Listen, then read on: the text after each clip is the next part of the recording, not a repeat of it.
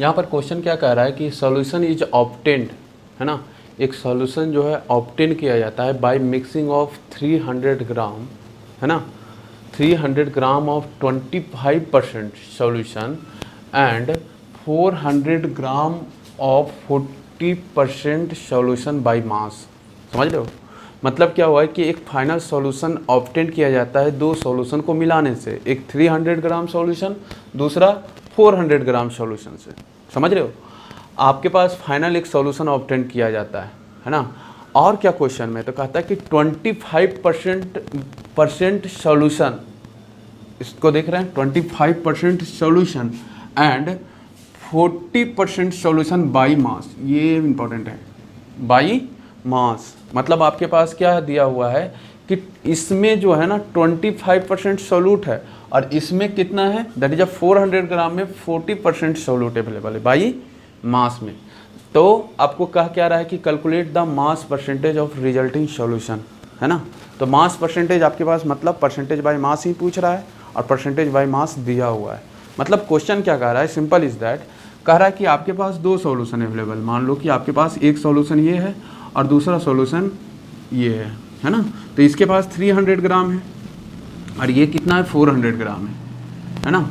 इसमें कह रहा है ना कि आपके पास तीसरा सॉल्यूशन बनाया जाता है जब इस दोनों को मिक्स किया जाता है ना, इस दोनों को मिक्स किया जाता है। अब कहा क्या कि इसमें जो सॉल्यूट अवेलेबल रहेगा वो 25% में अवेलेबल है, जबकि इसमें जो अवेलेबल है वो 40% में अवेलेबल है। तो बताइए कि इस दोनों को जब मिला देंगे तो परसेंटेज बाई मास, है ना, परसेंटेज बाई मास मतलब यही परसेंटेज आपसे यहाँ पर पूछ रहा है, इसका परसेंटेज क्या होगा। क्वेश्चन क्लियर है? आगे बढ़ते हैं। अगर क्वेश्चन क्लियर है तो इसे बनाने में बहुत ज़्यादा मेहनत आपको नहीं लगना। परसेंटेज बाई मास पूछ रहा है, परसेंटेज बाई मास पूछ रहा है, तो क्या होता है, तो मास ऑफ सॉल्यूट क्या होगा, mass of solute divide by क्या होगा, मास ऑफ सॉल्यूशन इन 100 ग्राम। बात समझ रहे हो? अब देखो, अगर हम बात करें कि कैलकुलेट द मास परसेंटेज आपको निकालने के लिए कह रहा है, तो कैसे हम करें। अगर हम परसेंटेज बाई मास की बात करें तो परसेंटेज बाई मास हमें निकालना है, तो उसके लिए मास ऑफ सॉल्यूट चाहिए। तब सॉल्यूट कैसे निकलेगा, तो क्या हमको 300 ग्राम में आप निकाल सकते हो, 300 ग्राम में क्या सॉल्यूट का अमाउंट निकाल सकते हो? बिल्कुल। तो हमें क्या पता है कि दैट इज 25, है ना, 25% है ना, इन 300 ग्राम, इन 300 ग्राम क्या है, 25% बाई मास आपको क्या अवेलेबल है, सॉल्यूट अवेलेबल है। तो इसका परसेंटेज जब निकालोगे तो क्या हो जाएगा, 25 इंटू क्या 100, तो आपके पास क्या आ जाएगा, दैट इज कितना आ जाएगा, 75 ग्राम। इसमें सॉल्यूट अवेलेबल हो गया 75 ग्राम, है ना। इसका मतलब क्या है, अगर परसेंटेज बाई मास दिया हो रहे कि 100, आपके पास क्या हुआ कि 100 ग्राम में आपको क्या है, 25% मतलब 25 ग्राम है ना।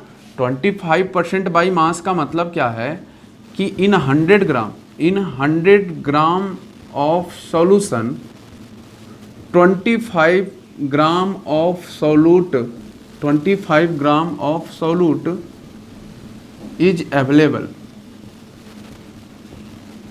ठीक है, तो आपको टोटल सॉल्यूशन कितना दिया है, 300 ग्राम। तो 300 ग्राम में कितना हो जाएगा, 75 ग्राम। ऐसे भी सोच सकते हो, है ना।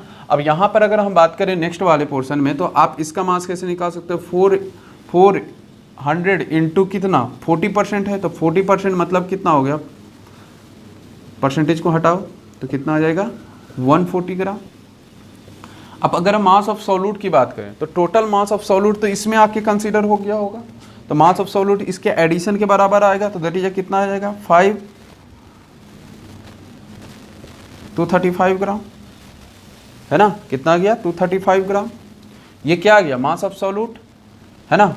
और अगर हम बात करें मास ऑफ सॉल्यूशन का, तो मास ऑफ सॉल्यूशन कितना हो जाएगा, तो आपके पास मास ऑफ इस सॉल्यूशन और मास ऑफ ये सॉल्यूशन के बराबर होगा।